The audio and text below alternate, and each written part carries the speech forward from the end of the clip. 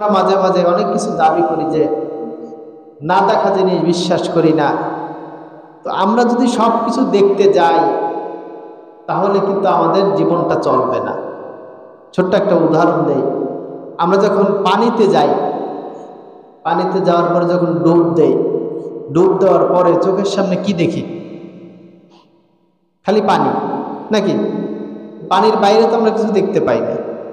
তাহলে এই যে পৃথিবী যত আলো বাতাস অক্সিজেন যেগুলো আছে এগুলো সব যদি আমরা চোখে দেখতাম, তাহলে আমাদের চোখের সীমানায় ওইগুলা ঢেকে রাখতো, তাহলে আমরা আর চোখের বাইরে ওই কিছু আর দেখতে পারতাম।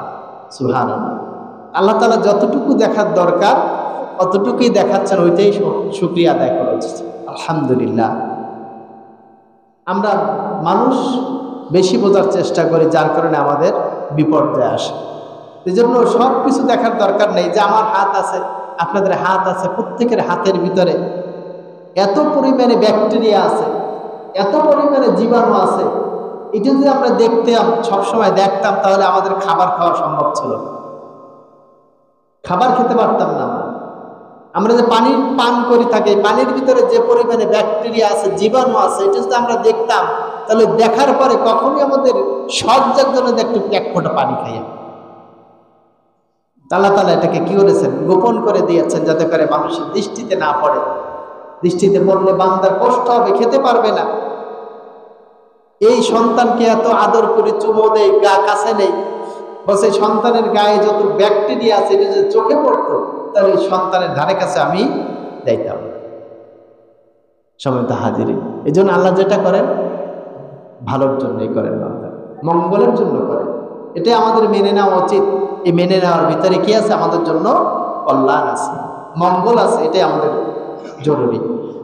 তো সময়ত হাজিরি, বাঁধতে না চাই দুইটা নদী আল্লাহ রাসূল দেখলেন, যেটা বলা হয় নাই। এরপরে বলেছেন যে জান্নাতের ভিতরে হযরত বেলাল রাদিয়াল্লাহু তাআলা আনহু পায়ের শব্দ শুনতে পাইলেন। সুবহানাল্লাহ। আল্লাহ রাসূলের এত সাহাবী, বলছে সাহাবীদের মধ্য থেকে মাত্র একজন আর পদধ্বনি আল্লাহ রাসূলের কানে গেল। আল্লাহ রাসূল বুঝতে পারলেন যে এটা মনে হয় বেলালের পায়ের ধ্বনি। সুবহানাল্লাহ। তো রাসূল সাল্লাল্লাহু আলাইহি ওয়াসাল্লাম মেরাজ থেকে ফিরে এসে বেলাল রাদিয়াল্লাহু তাআলা আনহুকে জিজ্ঞেস করলেন, হে বেলাল, আমি তোমার পায়ের ধ্বনি জান্নাতের ভিতরে শুনতে পেয়েছি। সুবহানাল্লাহ। কিন্তু কেন তোমার পায়ের ধ্বনি আমি শুনতে পেলাম, আমি বুঝে উঠতে পারলাম না। তুমি এমন কি আমল করো যে আমলের কারণে জান্নাতের ভিতরে তোমার পদধ্বনি শোনা গেছে? বলছে আল্লাহ রাসূল, আমি তো তেমন কোনো আমল করি না। আমার জানা মতে এমন কোনো আমল নাই যে আমলটার মাধ্যমে এমন একটি ঘটনা ঘটতে পারে। কিন্তু আমার মনে হয় যে আমি নিয়মিত একটা আমল করি। সে আমলটা হচ্ছে যে আমি যখন ওযু করি, ওযু করার সাথে সাথে আমি 2 রাকাত নামাজ আদায় করি। সুবহানাল্লাহ।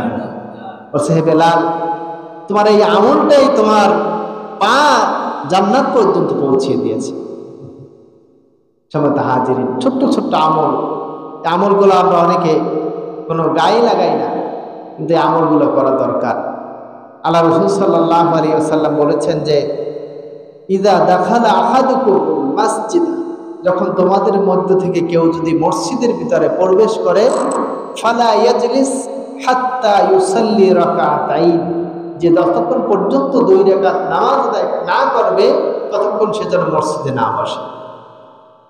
তা আমরা তো মসজিদে আসি, আমাদের মতন আমরা গল্প গুজবে জড়িয়ে যাই, কিন্তু মসজিদে ঢোকার সাথে সাথে যদি সময় থাকে, আমি এসে দেখছি যে আমার 2 রাকাত নামাজ পড়ার মতো সময় আমার কাছে আছে, ইমাম সাহেবও দাঁড়ায় নাই, বসে আছেন, তিনি তার কাজ করছেন, মুসল্লা ফাঁকা রয়েছেন, আমার সুযোগ আছে 2 রাকাত নামাজ পড়ার, তাহলে অবশ্যই 2 রাকাত নামাজ পড়েই মসজিদে বসতে হবে। এটা মসজিদের হক, মসজিদের অধিকার।